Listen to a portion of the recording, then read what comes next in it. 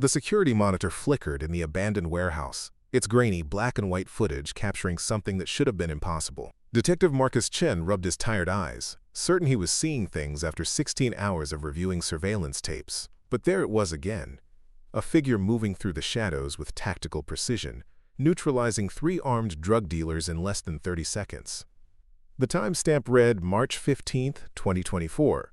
The location, Detroit's abandoned industrial district. The woman on screen moved like a ghost, her face partially obscured by shadow, but her fighting style was unmistakable. It was the same style that had made Sergeant Samantha Ford legendary among Army Rangers, the same techniques that had earned her 3 Bronze Stars and a Purple Heart before an IED explosion in Afghanistan supposedly claimed her life 6 years ago. Marcus's hand trembled as he reached for his phone. According to every official record, every military database, every government file, Samantha Ford had been killed in action on September 8, 2018. Her body was never recovered, lost in the rubble of a collapsed building during a firefight with Taliban insurgents. But the woman on this security footage moved exactly like Sam Ford, fought exactly like Sam Ford. And according to the facial recognition software running in the background, she looked exactly like Sam Ford. The only problem? Dead soldiers don't fight crime in Detroit warehouses. Before we jump back in, tell us where you're tuning in from. And if this story touches you, make sure you're subscribed, because tomorrow I've saved something extra special for you. 6 years earlier, the Michigan National Guard Armory in Grand Rapids had been filled with the somber silence that accompanies military funerals. Sergeant First Class Michael Thompson adjusted his dress blues one final time as he stared at the memorial wall where Samantha Ford's name had been freshly engraved. The golden letters seemed to mock him. Sergeant Samantha J. Ford killed in action, Afghanistan, September 8, 2018. Michael had been Sam's partner, her closest friend, and the last person to see her alive during that catastrophic mission in Helmand Province. They'd been investigating reports of a new weapons trafficking network that was supplying advanced American military equipment to Taliban forces. The intelligence had been solid, the mission parameters clear: infiltrate, gather evidence, extract. Everything had gone wrong. "I should have stayed with her," Michael muttered for the 1,000th time, his voice barely audible above the ceremonial music. "Should have ignored the extraction order." Captain Rebecca Walsh, their former commanding officer, placed a firm hand on his shoulder. "Thompson, we've been through this. The building collapsed from insurgent explosives. There was nothing you could have done." Sam knew the risks when she volunteered for that deep reconnaissance. The memorial service proceeded with military precision. The chaplain's prayer echoed through the armory, followed by the haunting notes of taps played by a lone bugler. When they called Sam's name during the reading of the fallen, Michael felt his chest tighten with the familiar weight of survivor's guilt.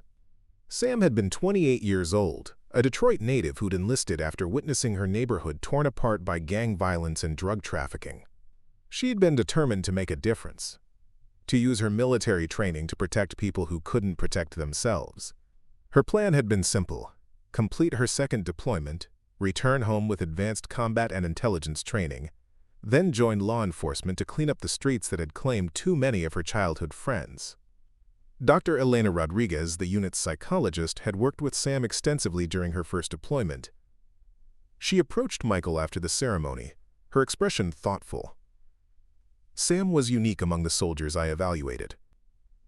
She had an almost supernatural ability to compartmentalize trauma while maintaining her core mission focus.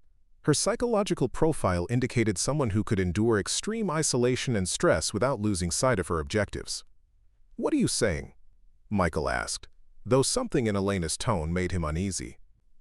"I'm saying that Sam Ford was the kind of soldier who would find a way to complete her mission, even under impossible circumstances, the kind of person who wouldn't just disappear." In the weeks following the memorial service, Michael tried to return to normal life. He'd been medically discharged after taking shrapnel in the same IED blast that had supposedly killed Sam. The Army had assigned him to a desk job at the Detroit recruiting station, where he spent his days processing paperwork and trying not to think about Afghanistan.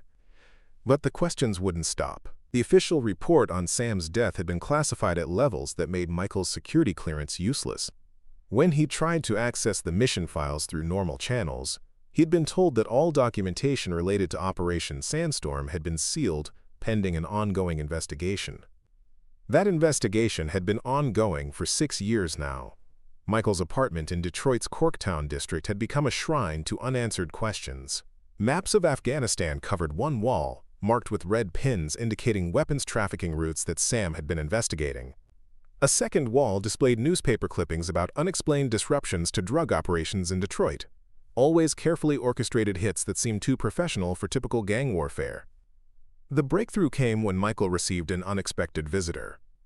Agent Jennifer Hayes from the Drug Enforcement Administration knocked on his door on a gray February morning, her credentials impressive but her demeanor suggesting she was operating outside official channels. "Sergeant Thompson," she said, declining his offer of coffee, "I need to ask you about your former partner, Samantha Ford." Michael's pulse quickened. Sam's been dead for 6 years. What could the DEA possibly want to know about her? Agent Hayes pulled out a tablet and showed him a series of surveillance photographs. Each image showed the aftermath of precision strikes against drug operations in Detroit, Chicago, Cleveland, and Milwaukee. Warehouses destroyed with surgical accuracy. Distribution networks dismantled overnight. Key players eliminated or disappeared without a trace. These operations began approximately 3 months after Sergeant Ford's reported death, Hayes explained. Someone with advanced military training has been systematically destroying drug trafficking networks across the Midwest. The methods are consistent with Army Ranger tactics, specifically the techniques taught to special reconnaissance units. Michael studied the photographs, his trained eye recognizing the tactical approach. "You think Sam is alive?" "I think someone with Sam Ford's exact skill set has been waging a one-person war against organized crime for the past 6 years," Hayes replied carefully. "The DEA has been tracking these incidents, but we've never been able to identify the perpetrator. Whoever is doing this operates like a ghost. No witnesses, no evidence, no pattern we can predict." She handed him a secure phone. "This contains access to classified surveillance footage from 17 different crime scenes. I need you to watch these videos and tell me if you recognize the combat techniques being used." Michael spent the next 3 days reviewing the footage. Each video showed the same thing: a lone operative with exceptional training systematically dismantling criminal operations. The fighting style was unmistakable. It was exactly how Sam Ford moved in combat. But there was something else, something that made Michael's blood run cold. In each operation, the mysterious operative left behind a calling card, a small piece of paper with coordinates written in Sam's distinctive handwriting. When Michael cross-referenced the coordinates, they all pointed to locations in Afghanistan where weapons trafficking had been reported during their deployment. Someone was sending a message. Someone who knew about Operation Sandstorm. Someone who had been present during those classified missions 6 years ago. Agent Hayes returned on the 4th day, her expression grim. "What's your assessment, Sergeant?" "It's her," Michael said without hesitation. "I don't know how, I don't know why, but Sam Ford is alive, and she's been fighting a war that never ended." Hayes nodded slowly. "That's what we suspected. The question is, why hasn't she made contact with military or law enforcement?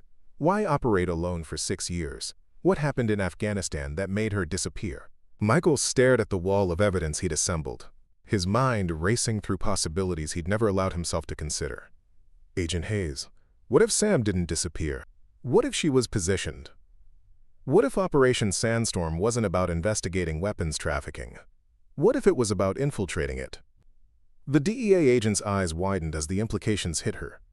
"You're suggesting she's been undercover for 6 years?" "I'm suggesting that the weapons trafficking network we were investigating in Afghanistan didn't end when the building collapsed. I'm suggesting it followed us home. And Sam Ford has been hunting it ever since." Outside Michael's apartment, the Detroit skyline stretched toward the horizon, its steel and glass towers hiding secrets that had been buried for 6 years. Somewhere in those shadows, a woman who was supposed to be dead was preparing for her next mission. A woman who had sacrificed her identity, her family, her entire life to fight a war that most people didn't even know existed. The memorial wall in Grand Rapids still listed Samantha Ford as killed in action, but Michael Thompson now knew the truth. Sam Ford wasn't dead. She was something far more dangerous. She was invisible. Preparing and narrating this story took us a lot of time, so if you are enjoying it, subscribe to our channel. It means a lot to us. Now back to the story. The abandoned steel mill on Detroit's east side had been closed for 15 years, its rusted machinery standing like skeletal remains of the city's industrial past. But according to Agent Hayes' intelligence, it had become the newest distribution hub for a sophisticated drug operation that moved product from Mexico through the Great Lakes region. Michael Thompson crouched behind a concrete barrier, his night vision goggles revealing movement in the mill's main building. 3 black SUVs were parked near the loading dock, their engines still warm. This was the 4th location Hayes had brought him to observe, and each one followed the same pattern: heavily armed dealers, sophisticated security systems, and operations that ran with military precision. Movement on the north perimeter, Hayes whispered into her radio. The DEA surveillance team had been tracking this location for 2 weeks, waiting for the right moment to gather evidence about the mysterious vigilante who had been systematically destroying similar operations across the Midwest. Michael adjusted his position, studying the tactical layout through his scope. Hayes, look at their security positioning. These aren't street dealers. This is military-trained personnel. Through his earpiece, he heard Hayes conferring with her team leader. The realization was starting to dawn on all of them. They weren't just tracking a vigilante. They were watching a war between 2 highly trained military units, one operating within the law and one operating far outside it.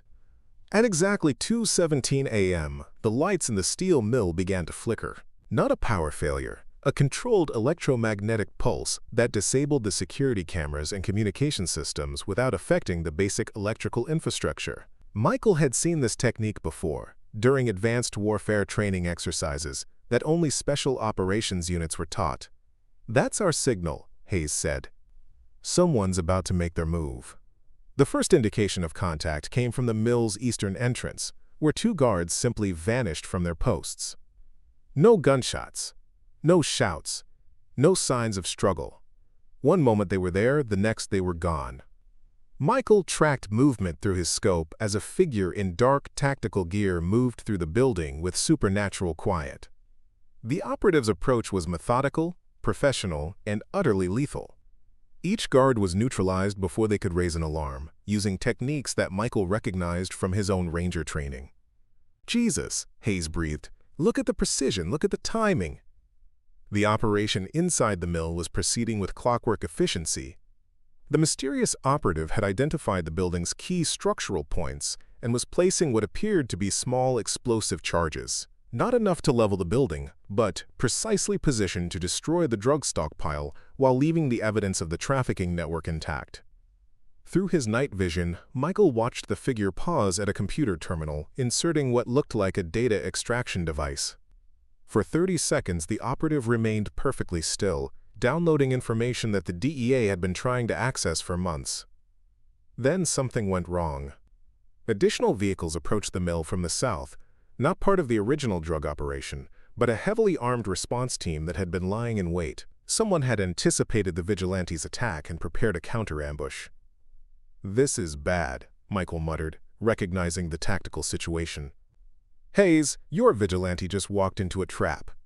The firefight that erupted was unlike anything Michael had witnessed since Afghanistan. The mysterious operative was outnumbered 15-1, but moved through the building like water, using every piece of cover, every blind spot, every tactical advantage, with the skill of someone who had been doing this for years. Michael found himself analyzing the combat techniques on display, comparing them to his memories of Sam Ford in action. The way the operative used misdirection to split enemy forces, the preference for close-quarters combat over long-range engagement, the ability to turn industrial equipment into improvised weapons. It was Sam. He was certain now. "Hayes, we need to move, now." "Thompson, we're here to observe, not intervene. That person is about to be overrun by hostile forces, and they have information that could blow this entire trafficking network wide open. We move now or we lose everything." Agent Hayes hesitated for exactly 3 seconds, then made the call that would change everything. "All units, this is Hayes. We're going tactical. Move to assist the unidentified operative." The DEA response was swift and professional, but by the time they reached the mill's main building, the firefight was already over. The drug dealer's response team had been systematically eliminated with surgical precision. The building's interior had been transformed into a tactical masterpiece. Every piece of evidence carefully preserved, every computer hard drive removed, every document cataloged and organized. But the vigilante was gone. Michael moved through the scene with growing amazement. This wasn't just a raid, it was a complete intelligence operation. Someone had spent weeks planning this assault, identifying every person involved in the trafficking network, mapping their communication systems, and preparing contingency plans for multiple scenarios. Over here, called Agent Sarah Martinez, Hayes' forensics specialist, she was standing near a desk where a manila folder had been left in plain sight. Inside were detailed profiles of 17 individuals involved in the trafficking operation, complete with photographs, financial records, and documented connections to similar networks in 7 other states. Hayes opened the folder, her expression shifting from amazement to concern. "Thompson, look at this intelligence. This level of detail would take federal agencies months to compile. Whoever did this has resources and access that we don't." Michael was examining a different discovery, a small device attached to the building's main computer server. It was still active, continuously uploading data to an encrypted server somewhere in cyberspace. "Hayes, I think our vigilante just gave us access to the entire trafficking network's communications. Everything they've been planning, everyone they've been working with, every operation they're running across the country."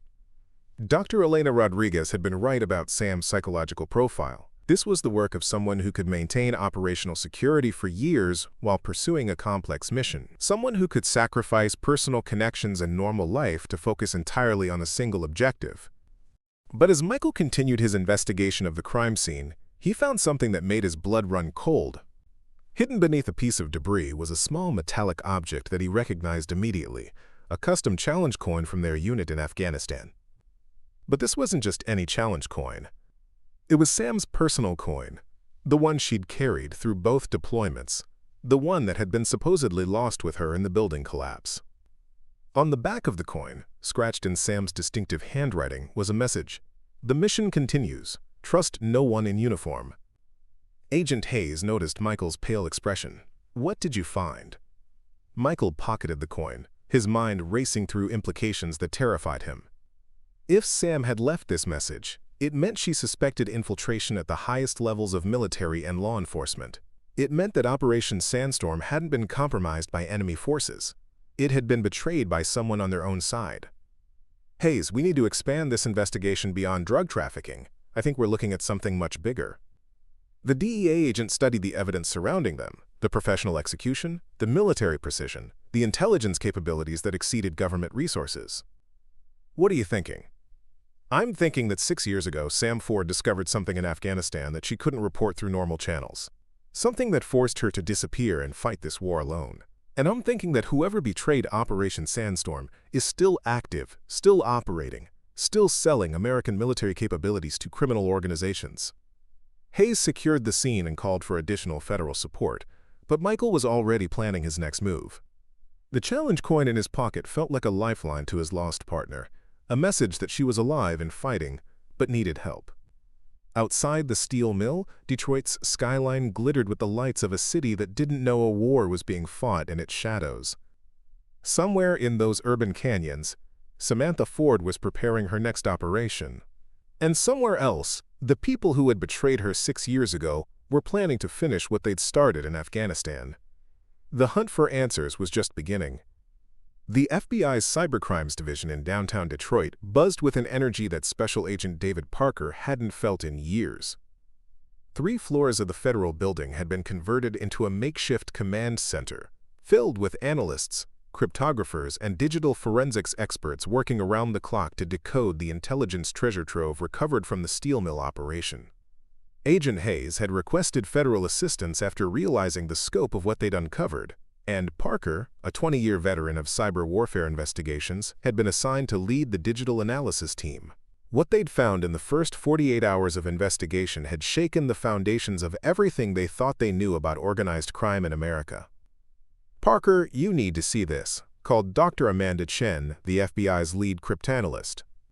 She was hunched over a bank of monitors displaying cascading data streams that looked more like something from a science fiction movie than a criminal investigation.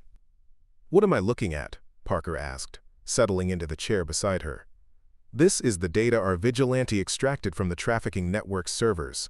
But it's not just financial records or shipping manifests. This is a complete communication archive going back 8 years. And Amanda, look at the encryption protocols being used. Dr. Chen highlighted sections of code that made Parker's stomach drop. The encryption was military grade, but not just any military encryption. It was using algorithms that were classified above his security clearance level. Someone is using NSA-level cryptographic tools to coordinate drug trafficking operations, Amanda continued. But here's the really interesting part. Our vigilante broke this encryption. Whoever did this has access to government decryption capabilities that shouldn't exist outside of Langley or Fort Meade. Parker studied the decrypted communications, his trained eye recognizing patterns that sent chills down his spine. These weren't typical drug dealer conversations. They were tactical communications between trained operatives discussing weapons shipments, military equipment transfers, and coordination with what appeared to be active-duty military personnel. Amanda, cross-reference these communication patterns with known military operations in Afghanistan between 2017 and 2019. I want to know if any of these digital signatures match classified communications from active combat zones. While Dr. Chen ran her analysis, Parker reviewed the personnel files that Agent Hayes had forwarded from her investigation. The profile of Sergeant Samantha Ford painted a picture of someone uniquely qualified for the kind of operation they were witnessing. Born and raised in Detroit's Corktown neighborhood, Sam had watched her community devastated by the crack epidemic of the 1990s and the opioid crisis of the 2000s. Her mother, Patricia Ford, had been a social worker who died of a heart attack at age 45, stress-related complications from trying to save families destroyed by addiction. Her father, James Ford, was a Detroit police officer who'd been killed in the line of duty when Sam was 16, shot by dealers he'd been investigating. The military had given Sam purpose and direction, but according to her psychological evaluations, she'd never lost sight of her original mission, cleaning up the streets that had claimed her parents. Her plan to return to law enforcement after completing her military service had been detailed and methodical. Parker, Dr. Chen's voice was tight with discovery. I found the connection. These communication signatures match classified military networks from Forward Operating Base Chapman in Afghanistan. But here's the problem. Some of these communications are dated after the base was officially shut down. Parker felt the pieces clicking into place. Someone was using military infrastructure to coordinate with criminal organizations. Amanda, I need you to identify every person who had access to those communication systems during the relevant time period. The list that appeared on Dr. Chen's screen contained 47 names, including Samantha Ford and Michael Thompson. But it also contained names that made Parker reach for his secure phone to contact the Pentagon. Colonel Richard Morrison had been the commanding officer overseeing intelligence operations at FOB Chapman. Lieutenant Colonel Jessica Walsh had been in charge of logistics coordination. Major Timothy Brooks had handled communications security. All three were still on active duty, all three had been promoted since returning from Afghanistan, and all three had been involved in awarding defense contracts to private military companies. Amanda, I need background checks on Morrison, Walsh, and Brooks, financial records, association patterns, recent travels, everything. But before Dr. Chen could begin her research, the entire command center's power grid fluctuated. Not a blackout, but a controlled surge that sent every computer system into emergency restart protocols. When the systems came back online 30 seconds later, a new folder had appeared on every workstation desktop. The folder was labeled Truth Archive and contained video files that hadn't been there before. Parker opened the first video file with trembling hands. The footage showed a conference room in what appeared to be a military facility, with the timestamp indicating it was recorded in Afghanistan on August 15, 2018, 3 weeks before Samantha Ford's reported death. In the video, Colonel Morrison was meeting with two men in civilian clothes who were clearly not military personnel. The audio was crystal clear, and the conversation was damning. The weapons shipments from the captured Taliban cache will be redirected through our logistics channels, Morrison was saying. Your buyers in Detroit will receive delivery schedules through the usual channels. One of the civilians leaned forward. And the investigation team? Sergeant Ford and Sergeant Thompson are getting too close to the truth. The mission will be redesigned to eliminate the problem permanently. Parker's blood ran cold as he realized he was watching a conspiracy being planned. A conspiracy that had resulted in the supposed death of an American soldier who had discovered military personnel selling weapons to criminal organizations. Dr. Chen had gone pale beside him. "David, if this footage is authentic, we're looking at treason at the highest levels of military command." Parker was already dialing Agent Hayes when additional video files began appearing on his screen. Each one showed different meetings, different dates, different criminal organizations receiving American military equipment through corrupted supply chains. But the most shocking video was the last one. It showed Samantha Ford herself, alive and uninjured, recording what appeared to be a final message in a safe house somewhere in Afghanistan. "If you're watching this, it means I've successfully faked my own death and escaped the assassination attempt." Sam's voice was steady and determined. The explosion at the compound was staged using Taliban ordnance to make it appear that Thompson and I were killed by enemy action.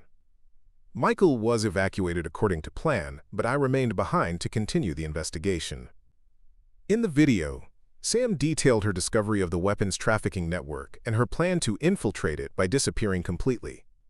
She explained how she'd spent months preparing false identities, establishing secret communication channels, and creating a support network of people who didn't know they were helping her.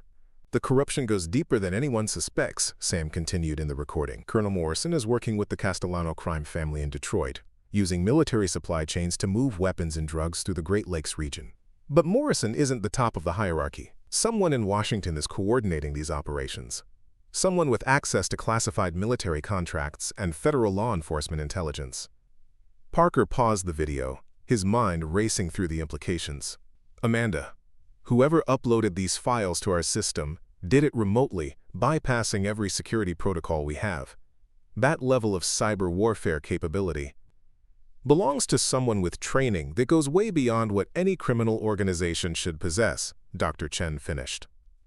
"David, I think Sergeant Ford spent 6 years not just fighting crime, but learning how to fight it with tools that rival government capabilities." The secure phone rang and Parker answered to find Agent Hayes on the other end. "Parker, we have a problem. I just received word that Colonel Morrison, Lieutenant Colonel Walsh, and Major Brooks have all been recalled to Washington for emergency reassignments. Their superiors claim it's routine, but the timing is too convenient." Parker looked at the evidence surrounding him, video files that proved a massive conspiracy, digital communications that revealed ongoing criminal operations, and now the key suspects were being moved beyond their reach. "Hayes, I think our vigilante just forced their hand. By releasing this evidence, Samantha Ford has triggered a cleanup operation. Morrison and his co-conspirators are going to disappear, and they're going to take their secrets with them." But as Parker spoke, a new message appeared on his computer screen. It was a single line of text, typed in real time by someone with access to FBI systems that should have been impossible to breach. "The cleanup won't save them. I'm coming home. SF."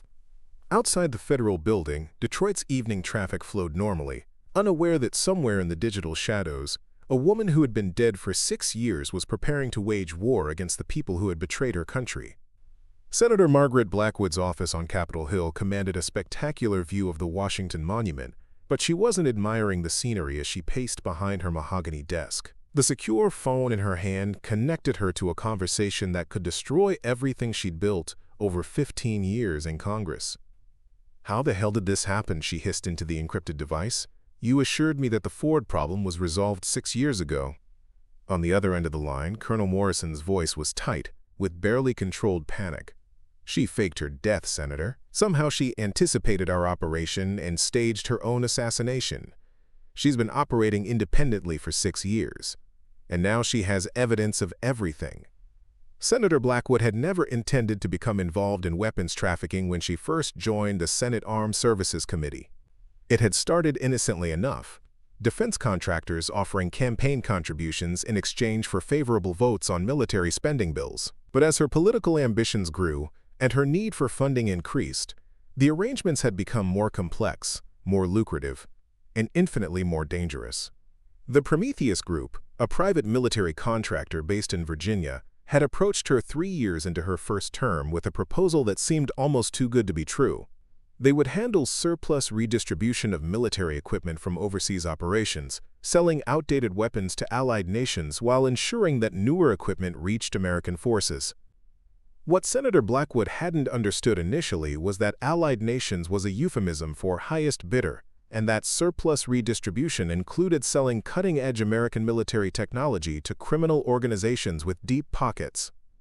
Senator Morrison continued, "We've lost communication with our Detroit operations. The FBI has intercepted our communications archive, and there are federal agents crawling over every facility we've used in the past 2 years."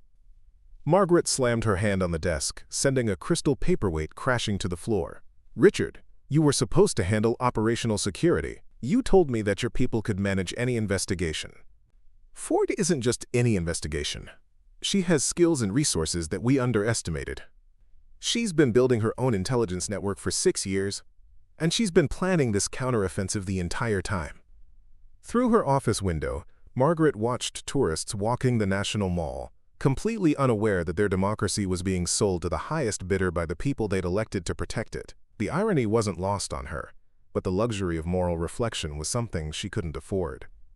Her Chief of Staff, Jonathan Pierce, knocked on the door and entered without waiting for permission. "Senator, we have a problem. The Justice Department just issued sealed indictments for 17 individuals connected to defense contracting irregularities." Margaret's blood ran cold. "Are we on that list?" "Not yet. But they're asking questions about your relationship with the Prometheus Group and your voting record on military appropriations bills."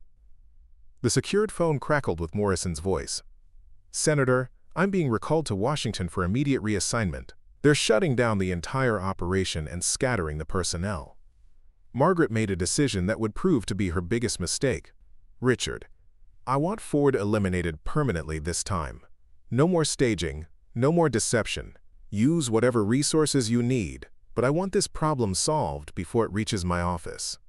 "Ma'am, Ford isn't just hiding anymore. She's actively hunting us. My intelligence sources suggest she's already in Washington." The statement sent a chill through Margaret's office. If Samantha Ford had come to Washington, it meant she was ready to move against the top levels of the conspiracy. It meant that 6 years of careful planning were about to culminate in an assault on the nation's capital. "Pierce," Margaret said after ending the call with Morrison, "I need you to contact Director Hamilton at the FBI. Tell him we've received credible intelligence about a rogue military operative who poses a threat to national security." "Senator, are you sure about this approach?" "If the FBI investigates." "The FBI will investigate whatever we tell them to investigate. Hamilton owes his appointment to my recommendation, and he knows where his loyalty should lie." But as Margaret began planning her counteroffensive against Samantha Ford, she failed to realize that her every move was being monitored by someone with access to communication systems that shouldn't have existed. 3 blocks away from the Capitol building, in a basement server room beneath a seemingly abandoned office building, Samantha Ford sat surrounded by monitors displaying real-time surveillance footage from across Washington. She'd spent 18 months establishing this command center, using her cyber warfare training to tap into everything from traffic cameras to secure government communication networks. The conversation between Senator Blackwood and Colonel Morrison had been recorded in its entirety, adding another piece to the evidence puzzle that Sam had been assembling for 6 years. But more importantly, it had revealed the location of the conspiracy's political nerve center. Sam's fingers flew across multiple keyboards as she cross-referenced Senate voting records with defense contractor payments, tracing a web of corruption that extended far beyond simple weapons trafficking. Senator Blackwood had been instrumental in passing legislation that diverted military equipment to private contractors, created loopholes in oversight procedures, and established funding streams that disappeared into black budget operations. But Blackwood was just one node in a network that included members of Congress, Pentagon officials, and executives from major defense corporations. The Prometheus Group had been the operational arm of a conspiracy that was systematically looting the American military and selling its capabilities to enemies both foreign and domestic. On her primary monitor, Sam watched live surveillance footage of Morrison arriving at the Pentagon for his emergency reassignment. But she also tracked the movements of Lieutenant Colonel Walsh heading to Andrews Air Force Base and Major Brooks entering a secure facility in Arlington that officially didn't exist. They were scattering, just as she'd expected. But Sam had been planning for this moment for 6 years, and she'd prepared contingencies for every possible escape route. Her secure communication system chimed with an incoming message from Agent Parker at the FBI. Since revealing herself to the Federal Investigation Team, Sam had been providing real-time intelligence while maintaining her operational independence. The message was brief but urgent. Blackwood contacted FBI Director Hamilton. "You're about to be declared a domestic terrorist." Sam smiled grimly as she typed her response. "Let them try. I have evidence that Hamilton took bribes from Prometheus Group contractors in 2019. His credibility won't survive the morning news cycle."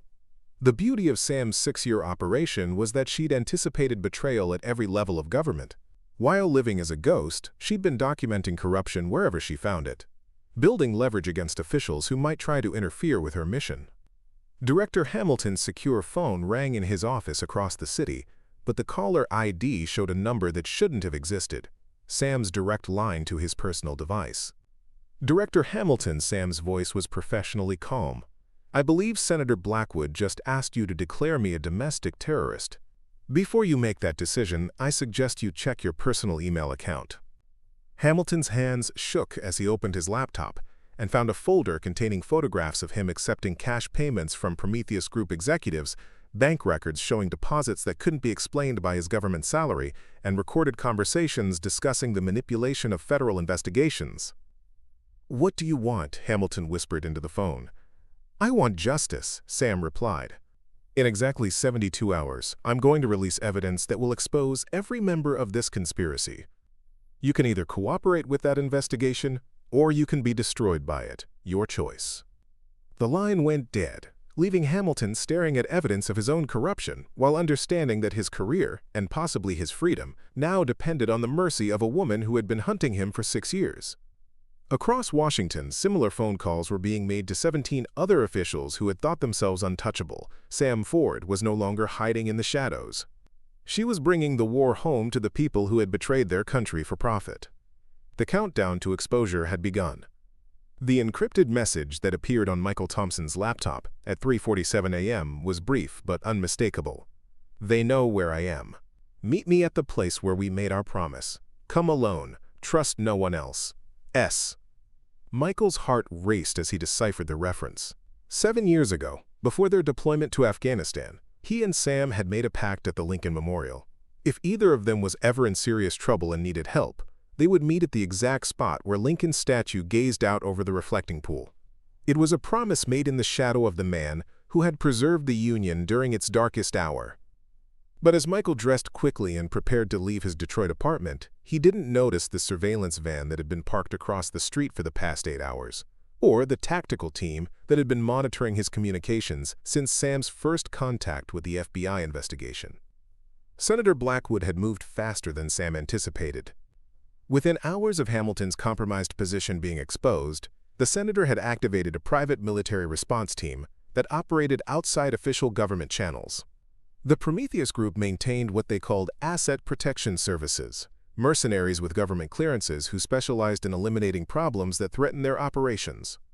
Team leader Marcus Chen had been tracking Samantha Ford's digital footprint for the past 18 months without success. But Sam's decision to contact Michael Thompson had finally given them the opening they needed. Cole understood that Ford was too skilled to be taken down through direct assault, but everyone had emotional vulnerabilities that could be exploited. At 5:23 a.m., Cole's team established overwatch positions around the Lincoln Memorial. Snipers with .308 rifles took concealment on the rooftops of nearby buildings, while surveillance specialists monitored every approach route. The plan was elegant in its simplicity. When Ford appeared to meet Thompson, she would be eliminated with extreme prejudice, and Thompson would be arrested as a co-conspirator in domestic terrorism. What Cole didn't know was that Sam had been expecting this exact scenario for 6 years. Michael arrived at the Lincoln Memorial as the first hints of dawn began to lighten the Washington sky. The monument was closed to tourists at this early hour, but he used techniques Sam had taught him to bypass the security barriers without triggering alarms. As he climbed the steps toward Lincoln's statue, his trained eyes automatically scanned for threats. The reflection in the marble caught his attention first, a glint of metal from a building 700 meters to the east.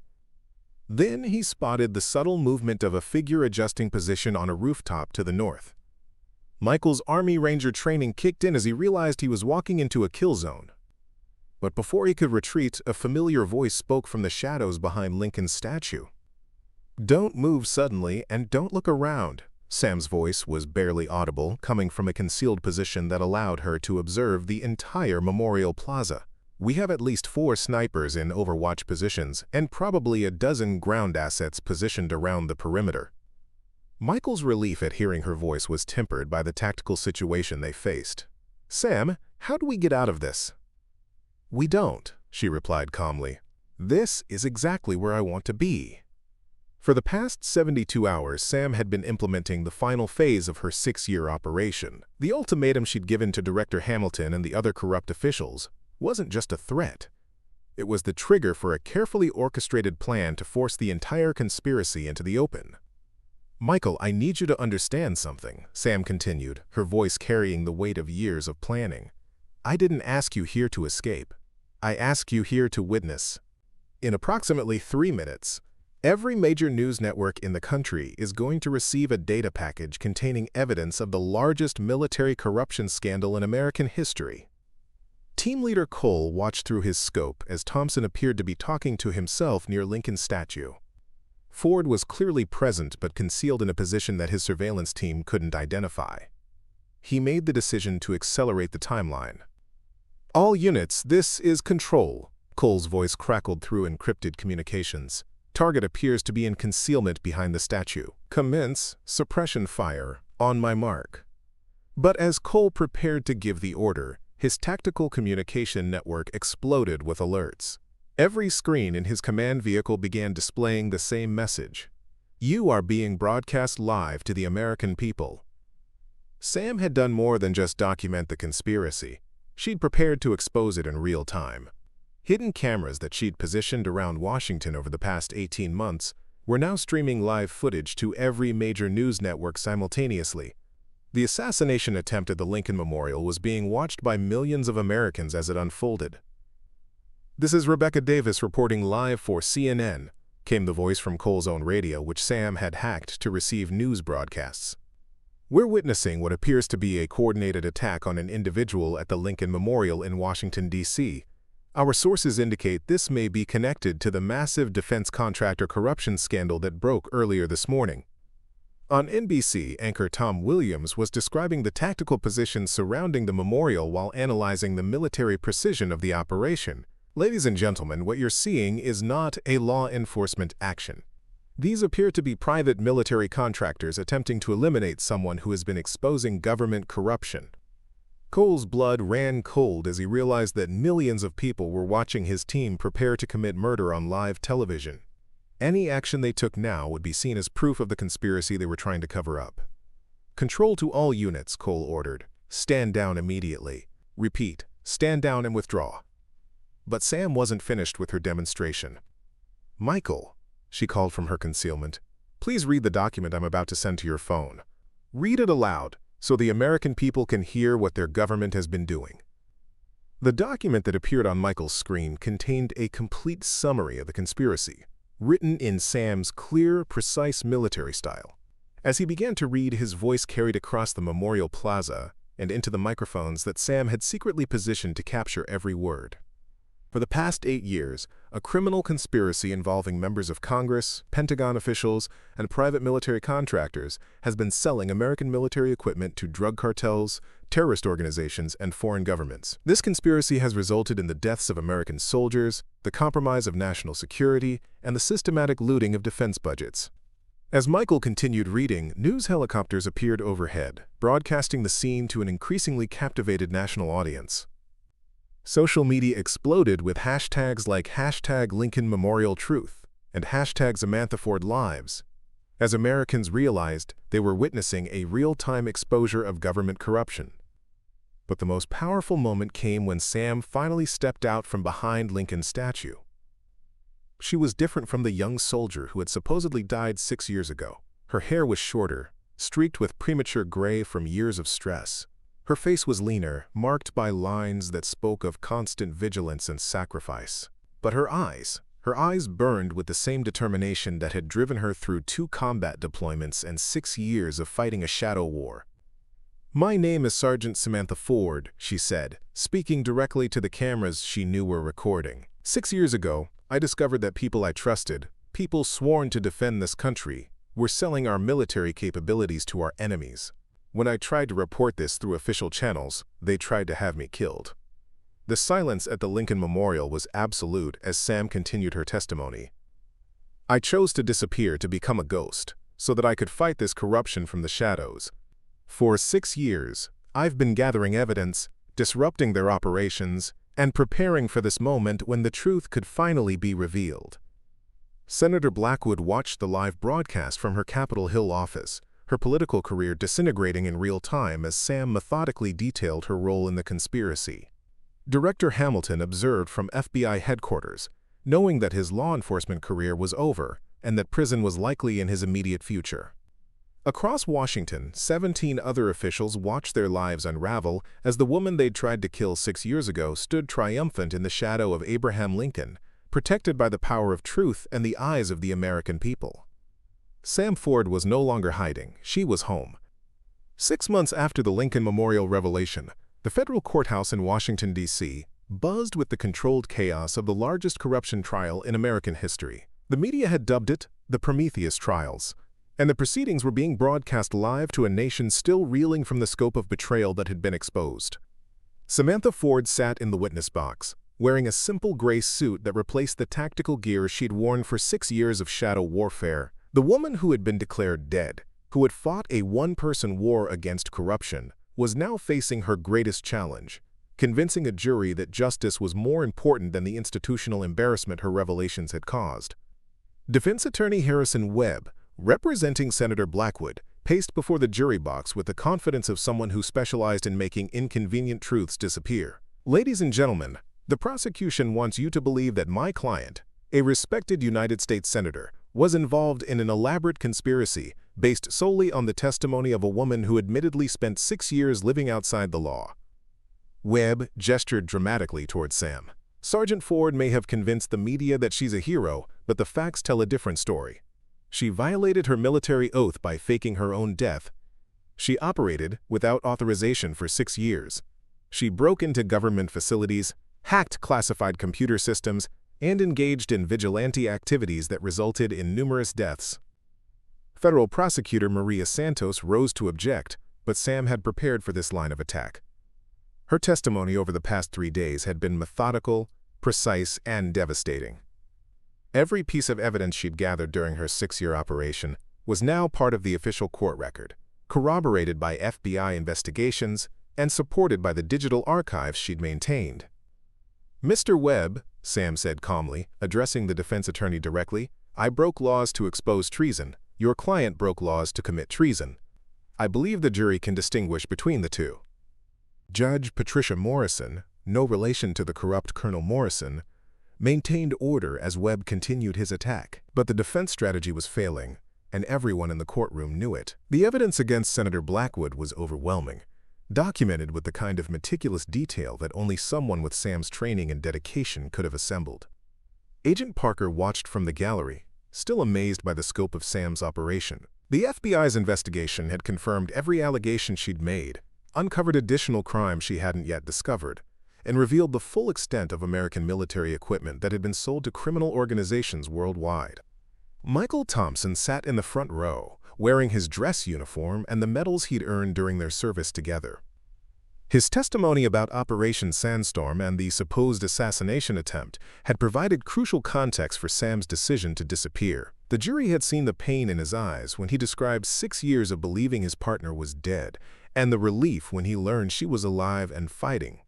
Dr. Elena Rodriguez had testified about Sam's psychological profile, explaining how her unique combination of tactical skills, emotional resilience, and moral conviction had enabled her to maintain her undercover operation for 6 years without losing sight of her mission or her sanity. But the most powerful testimony had come from the families of soldiers who had been killed by weapons that were supposed to be secured in American armories. Patricia Williams, whose son had died in Iraq when insurgents used stolen American night vision equipment, had looked directly at Senator Blackwood and asked, "How much money was my boy's life worth to you?" The Prometheus Group executives had already pleaded guilty to avoid lengthy prison sentences, providing testimony that implicated government officials at every level of the conspiracy. Colonel Morrison, Lieutenant Colonel Walsh, and Major Brooks were facing courts-martial and federal charges that would likely result in life sentences. FBI Director Hamilton had resigned in disgrace and was cooperating with prosecutors in exchange for a reduced sentence. His testimony had revealed the extent to which the FBI's investigation capabilities had been compromised by corruption, leading to a complete restructuring of the Bureau's Internal Affairs Division. "The prosecution calls its final witness," announced Prosecutor Santos. "Agent Jennifer Hayes, Drug Enforcement Administration." Hayes took the stand wearing her dress uniform, her demeanor reflecting the weight of what she was about to reveal. Her investigation had expanded far beyond the original drug trafficking cases, uncovering a network that had been responsible for flooding American cities with weapons and drugs for nearly a decade. "Agent Hayes," Santos began, "please tell the jury what would have happened if Sergeant Ford had not conducted her 6-year operation." Hayes looked directly at the jury as she answered. "Based on our analysis of the seized communications and financial records, the Prometheus conspiracy was planning to expand their operations to include the sale of classified cyber warfare tools to foreign governments. We estimate that within 2 years, they would have compromised every major defense system in the American military." The courtroom fell silent as the implications sank in. Sam's 6-year sacrifice hadn't just exposed corruption, it had prevented the complete compromise of American national security. Defense Attorney Webb made one final attempt to discredit the prosecution's case. "Agent Hayes, isn't it true that the DEA's investigation only succeeded because Sergeant Ford violated numerous federal laws during her unauthorized operation?" Hayes smiled grimly. "Mr. Webb, Sergeant Ford's operation was the most successful counterintelligence mission in modern American history. She prevented a catastrophic breach of national security while gathering evidence that will convict dozens of traitors. If that's violation of federal law, then I suggest we rewrite our laws to encourage more violations like hers." The jury deliberated for only 4 hours before returning with their verdict. Senator Margaret Blackwood was found guilty on all counts: conspiracy to commit treason, violation of the Espionage Act, conspiracy to distribute controlled substances, and 17 counts of corruption of federal officials. As the guilty verdict was read, Sam felt no satisfaction, only the quiet relief that comes with the completion of a long and difficult mission. Justice had been served, but the price had been enormous. 6 years of her life, the loss of every normal relationship, the sacrifice of a conventional future, all for this moment, when truth finally defeated corruption. Judge Morrison sentenced Senator Blackwood to life in prison without the possibility of parole. The other defendants received sentences ranging from 25 years to life, ensuring that none of them would ever again be in a position to betray their country. After the trial concluded, Sam found herself facing a decision she'd never expected to have the luxury of making: what to do with the rest of her life. The military had offered her immediate reinstatement with promotion to major and assignment to a prestigious intelligence unit. The FBI had extended an invitation to join their elite cybercrimes division. The CIA had suggested that her unique skills would be valuable in counterintelligence operations. But as Sam stood on the steps of the federal courthouse, surrounded by reporters and cameras, she realized that she'd already served her country in the most important way possible. She'd proven that one person with courage and determination could make a difference, even against overwhelming odds. Michael approached her as the crowd began to disperse. "So what now, partner? Ready to come back to the world of the living?" Sam looked out over Washington, D.C., the city where she'd fought her final battle and won. "I think I've been living more fully for the past 6 years than most people do in a lifetime, Michael. The question is, what kind of living do I want to do now?" A young reporter pushed through the crowd, her recorder extended towards Sam. "Sergeant Ford, what advice would you give to other Americans who discover corruption but feel powerless to fight it?" Sam considered the question carefully before answering. "I'd tell them that truth is more powerful than any conspiracy, and that one person who refuses to give up can change everything. But I'd also tell them to try working within the system first. What I did, disappearing for 6 years to fight a shadow war, should be the last resort, not the first option." As the sun set over the nation's capital, Samantha Ford walked away from the courthouse as a free woman. She was no longer dead, no longer a ghost, no longer fighting alone in the shadows. She was simply a citizen of a country that was a little bit safer because she'd been willing to sacrifice everything to protect it. The memorial wall at the Michigan National Guard Armory was updated one final time. Samantha Ford's name was removed from the list of those killed in action and added to a new section, those who served beyond the call of duty. Her story had ended where it began, with a promise to protect and defend the Constitution of the United States. The difference was that now, everyone knew she'd kept that promise. 2 years after the Prometheus trials, Samantha Ford thought she had left the world of shadows behind forever. She'd established the Ford Foundation for Military Ethics, a nonprofit organization dedicated to investigating corruption in defense contracting. Her office in downtown Detroit overlooked the renovated neighborhoods where she'd grown up, areas that were finally recovering from decades of drug-related violence. The foundation's work was important, but conventional, reviewing contracts, analyzing spending patterns, providing whistleblower protection for military personnel who discovered irregularities. It was the kind of legitimate investigation work that Sam had always wanted to do, operating within the system rather than outside it. But on a rain-soaked Thursday evening in November 2026, Sam's peaceful new life was shattered by a phone call that dragged her back into a world she'd hoped to leave behind. "Sam, we have a problem." Agent Parker's voice was tight with an urgency that she hadn't heard since their investigation of the Prometheus conspiracy. "I need you to come to the FBI field office immediately. And Sam, come armed." The Detroit FBI building was a fortress of concrete and steel, but as Sam approached the main entrance, her trained eyes immediately spotted irregularities in the security posture. Too many surveillance vehicles on the surrounding streets. Too many people in business suits who moved like former military. Too many signs that something was very wrong. Agent Parker met her at the security checkpoint, his usually calm demeanor replaced by barely controlled tension. "Sam, we've uncovered something that makes the Prometheus conspiracy look like amateur hour. We need your expertise, but I have to warn you, getting involved in this investigation might mean going back underground." They took a secured elevator to the building's sub-basement, passing through multiple security checkpoints that Sam didn't remember from her previous visits. The briefing room they entered was filled with analysts, cyber warfare specialists, and federal agents from departments she didn't recognize. "Ladies and gentlemen," Parker announced, "this is Samantha Ford. For those who don't know her reputation, she's the reason we're not currently living under a criminal government." Special Agent Rebecca Chen stepped forward with a tablet displaying satellite imagery that made Sam's blood run cold. The photographs showed military installations across Eastern Europe, but the equipment visible in the images was unmistakably American, and it was technology that shouldn't have existed outside of classified development programs. "Ms. Ford," Agent Chen began, "3 months ago our satellites detected advanced American stealth aircraft operating from bases in Romania and Bulgaria. But according to our defense contractors, these aircraft are still in the prototype phase and have never left American soil." Sam studied the images, her mind automatically analyzing the technical specifications visible in the satellite photos. "Agent Chen, these aren't just prototype aircraft. These are production models with capabilities that exceed anything in our current inventory. Someone has been developing advanced military technology in secret and deploying it internationally." "That's what we suspected," Parker interjected. "But here's the disturbing part. The financial analysis shows that this operation is being funded through legitimate defense appropriations. Someone is using official government contracts to develop weapons systems that they're selling to foreign buyers." Dr. Amanda Chen, the FBI's cryptanalyst from the original Prometheus investigation, approached with a laptop displaying communication intercepts that sent chills through Sam's spine.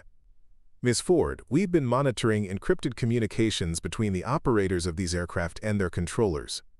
The encryption is more sophisticated than anything we saw during the Prometheus investigation, but we've managed to decode fragments." The partial communications that appeared on the screen revealed references to Project Phoenix, asset recovery, and most ominously, Ford termination protocols. Sam's hands clenched into fists as the implications became clear. "They're using my name as a code reference. Someone has been planning an operation specifically designed to eliminate me." Agent Parker nodded grimly. "Sam, we believe that some of the conspirators from the Prometheus network escaped justice, and have been rebuilding their operation with even more sophisticated capabilities. But this time, they've learned from their mistakes. They're not just stealing weapons. They're developing entirely new technologies that don't appear in any official military database. The briefing continued with revelations that painted a picture of a conspiracy far more dangerous than anything Sam had encountered during her 6-year shadow war. The new organization called itself Lazarus Group, and their philosophy was simple. If governments wouldn't allow private military contractors to operate with complete freedom, they would create their own shadow government with capabilities that exceeded official military forces. Agent Chen, Sam said, studying the intelligence reports, "Show me the personnel analysis. Who's running this operation?" The names that appeared on the screen were a mixture of familiar enemies and new threats. Several former Prometheus Group executives who had avoided prosecution by fleeing the country. Military contractors who had lost government contracts after the trials and gone underground, but also new players, former special operations personnel, displaced intelligence officers, and defense industry executives who had been radicalized by what they saw as government overreach. "The leader appears to be someone codenamed Phoenix," Agent Chen explained. "Our psychological profile suggests it's someone with intimate knowledge of your operational methods and a personal vendetta against you specifically." Sam's mind raced through possibilities, analyzing the tactical approaches described in the intercepted communications. The operational philosophy was sophisticated, combining elements of her own shadow warfare techniques with resources and capabilities that she'd never possessed. "Parker, this isn't just about revenge," Sam realized.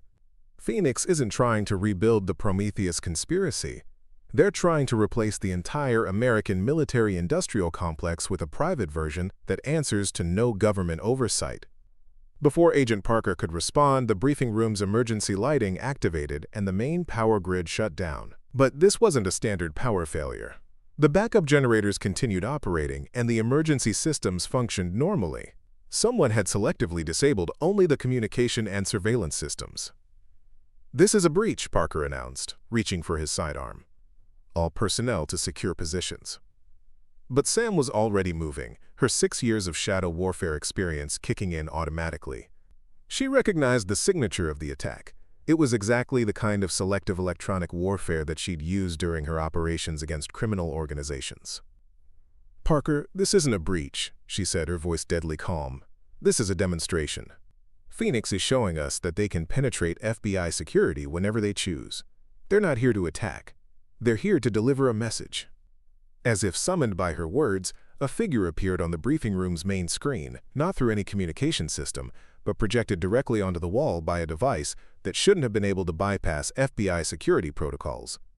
The figure was masked and spoke through a voice modulator, but Sam recognized something familiar in their posture and movements. "Samantha Ford," the figure said, "you cost us everything when you destroyed the Prometheus network. But we learned from that failure. We studied your methods, improved on your techniques, and built something far superior to what you brought down." "Phoenix, I presume," Sam replied, addressing the screen directly. "If you wanted to have a conversation, you could have called." "I wanted to show you what we're capable of," Phoenix replied. "The aircraft you've seen in Eastern Europe are just the beginning. We have capabilities that your government doesn't even know are possible. Stealth technology that renders aircraft completely invisible. Cyber warfare tools that can shut down entire power grids. Weapons systems that can eliminate targets anywhere in the world without leaving evidence." Sam studied the figure on the screen, analyzing every detail of their appearance and speech patterns. Something about Phoenix's tactical knowledge and personal hostility suggested a connection to her past that went beyond the Prometheus conspiracy. "What do you want?" Sam asked. "I want you to understand that your victory was temporary," Phoenix replied. "The Lazarus Group operates beyond the reach of any government, and we have resources that make your 6-year operation look primitive. You exposed one conspiracy, but you created something far more dangerous in the process." The transmission ended abruptly, leaving the briefing room in darkness except for the emergency lighting. But in those few minutes, Phoenix had demonstrated capabilities that terrified everyone present. The ability to penetrate FBI security, project images without using official systems, and monitor their investigation in real time. Agent Parker holstered his weapon, his expression grim. "Sam, I'm going to ask you the same question I asked you 8 years ago. Are you willing to go back underground to stop these people?" Sam looked around the briefing room at the faces of federal agents who were clearly outmatched by an enemy with superior technology and unlimited resources. She thought about the peaceful life she'd built, the foundation she'd established, the chance to live normally that she'd earned through 6 years of sacrifice. Then she thought about the aircraft she'd seen in the satellite images, the weapons systems that could threaten American forces anywhere in the world, and the shadow government that Phoenix was building beyond the reach of democratic oversight. "Parker," Sam said quietly, "I spent 6 years fighting people who wanted to sell our country's military capabilities. Now I'm facing people who want to replace our country's military capabilities. The stakes are higher, the enemy is more sophisticated, and the resources they command make this the most dangerous mission I've ever contemplated." She paused, looking out the briefing room's windows at the Detroit skyline she'd fought so hard to protect. "But Phoenix made one critical mistake," Sam continued. "They told me they studied my methods and improved on them. What they don't understand is that my methods were never about the technology or the resources. They were about something that can't be replicated or improved upon." "What's that?" Agent Parker asked. Sam smiled grimly as she began planning her return to the shadows. "The willingness to sacrifice everything for people who will never know your name." The ghost was about to become active again. The abandoned automotive plant outside Detroit had been closed for decades, its rusted assembly lines and broken windows serving as monuments to the city's industrial decline. But for the past 6 months, it had served as the headquarters for the most sophisticated counterintelligence operation in American history. Samantha Ford stood before a wall of monitors displaying real-time surveillance footage from 17 countries, her command center rivaling anything the CIA or NSA could deploy. But this operation was different from her previous 6-year shadow war. This time, she wasn't working alone. "Phoenix is moving assets into position," reported Lieutenant Colonel Jessica Martinez, former Army intelligence officer who had joined Sam's team after discovering corruption in her own unit. "Satellite tracking shows their stealth aircraft departing from bases in Romania and heading toward American airspace." Master Sergeant David Kim, a cyber warfare specialist who had been dishonorably discharged for refusing to participate in illegal surveillance programs, looked up from his bank of computers. "Sam, I've cracked another layer of their communication encryption. Phoenix isn't just planning an attack, they're planning a complete takeover. They want to eliminate key government officials and replace them with Lazarus Group operatives." Sam studied the intelligence reports spreading across her desk, each one confirming her worst fears about the enemy they faced. Phoenix had assembled a shadow military force with capabilities that exceeded official government resources, and their plan was breathtakingly audacious. Destroy the existing American defense establishment and replace it with a private army answerable only to corporate interests. But Sam had learned from her previous operation.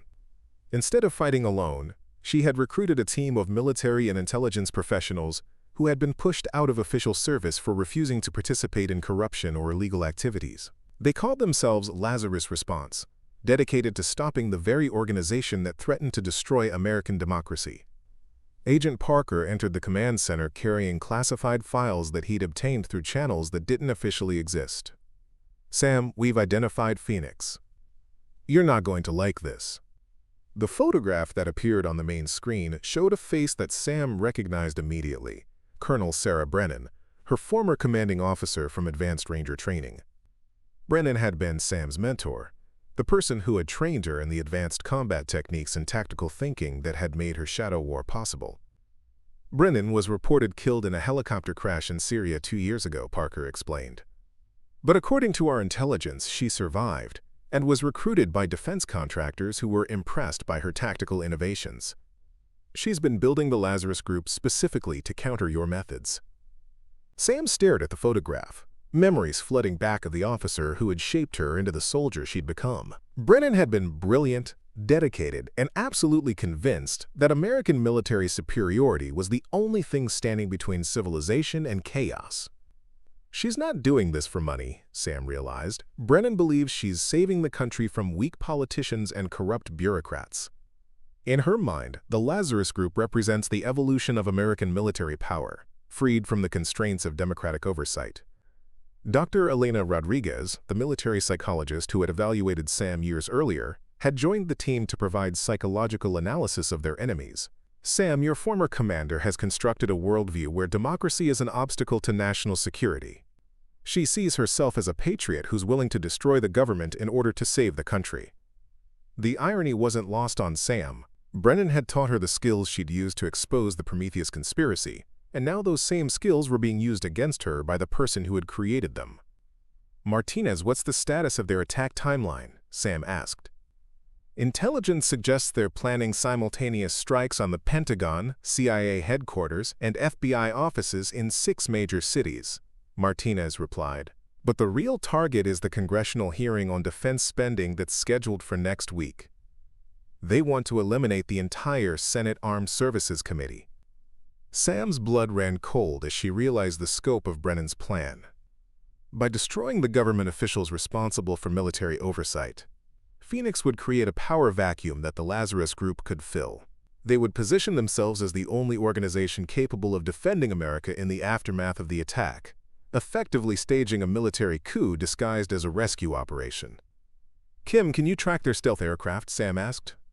"Not with conventional radar," Kim replied, "but I've been working on something based on the electromagnetic signature analysis you used during your original operations. If I can bounce signals off the atmospheric disturbance their engines create, I might be able to provide targeting data." Sam made the decision that would define the final chapter of her career as a ghost warrior. "We're not going to wait for them to attack. We're going to hit them first, disable their capabilities, and expose their plan before they can implement it." The operation that Sam planned was her most ambitious yet. Using intelligence gathered over 6 months of surveillance, her team would simultaneously strike Lazarus Group facilities in 7 countries, disrupting their command structure and capturing evidence of their conspiracy. But the key target was Phoenix herself. Without Brennan's tactical leadership, the entire organization would collapse. "Sam," Agent Parker said quietly, "you realize that this operation goes far beyond anything law enforcement can officially sanction. If we do this, we'll be operating outside legal authority." Sam looked around the command center at the team of dedicated professionals who had sacrificed their official careers to join her mission. Each of them understood the stakes, and each of them had made the choice to place their country's survival above their personal safety. "Parker, 8 years ago I faked my own death to fight corruption that threatened our democracy. 2 years ago I thought that fight was over. Now I realize it never ends. There will always be people who want to sell our freedoms for profit, or destroy our institutions for power. The only question is whether there are enough people willing to stand in their way." The final confrontation took place not in some exotic international location, but in the suburban Virginia office complex where Lazarus Group had established their American headquarters. Sam infiltrated the facility using techniques she'd perfected during her Shadow War, but this time she wasn't alone. Her team coordinated the assault with precision that rivaled any special operations unit, systematically dismantling Phoenix's command structure while gathering evidence that would expose the entire conspiracy. But when Sam finally confronted Brennan in the organization's central command room, the conversation that followed revealed the true cost of her 8-year war. "Sam," Brennan said, her voice carrying the same authority that had once inspired absolute loyalty, "you've become everything I trained you to be. A soldier who operates beyond legal constraints, who makes life and death decisions without oversight, who places personal judgment above democratic authority. How are you different from what we've built here?" The question struck Sam like a physical blow, forcing her to confront the uncomfortable truth about her transformation from conventional soldier to shadow warrior. Had 8 years of operating outside the system changed her into something that threatened the very democracy she'd fought to protect? "The difference," Sam replied after a long moment, "is that I still believe the American people deserve to choose their own government, even when they make choices I disagree with. You've decided that democracy is too dangerous to allow." The arrest of Phoenix and the dismantling of the Lazarus Group made headlines around the world, but Sam's role in the operation remained classified. She had returned to the shadows one final time, and when the mission was complete, she disappeared again. 6 months later, Michael Thompson received a postcard from an address he didn't recognize. The message was brief. "The watch continues. New guardians are ready. The ghost can finally rest. S." The Ford Foundation for Military Ethics continued its work under new leadership, but its founder had vanished as completely as she had 8 years earlier. Some said she'd finally retired to live a normal life. Others believed she was still out there, watching for new threats that conventional law enforcement couldn't handle. At the Michigan National Guard Armory, the memorial wall was updated one last time. Samantha Ford's name was moved to a special section reserved for soldiers whose service continued beyond official recognition. The inscription read, "Some guardians protect us in the light. Others protect us from the darkness. Both are necessary." In Detroit's renovated neighborhoods, children played safely in parks that had been reclaimed from drug dealers and violence. They would never know the name of the woman who had made their security possible, or understand the price that had been paid for their freedom to live without fear. But somewhere in the world, when new threats emerged that conventional forces couldn't address, those who knew the truth watched for signs that the ghost had returned. Because democracy is fragile, freedom requires eternal vigilance, and sometimes the greatest service is performed by those whose names are never carved in stone. The legend of Samantha Ford lived on, not in the stories people told, but in the safety they enjoyed and the freedoms they preserved. She had proven that one person with courage, skill, and determination could change the world. But she had also proven that the price of that change was everything she had been and everything she might have become. The ghost had finally earned her rest, but her legacy would endure as long as there were people willing to stand guard in the shadows, protecting the light of democracy from those who would extinguish it for profit or power. Some heroes wear uniforms and receive medals. Others disappear into legend, remembered only by the peace their sacrifice made possible. Up next, you've got two more standout stories right on your screen. If this one hits the mark, you won't want to pass these up. Just click and check them out. And don't forget to like, subscribe, and turn on the notification bell so you don't miss any upload from us.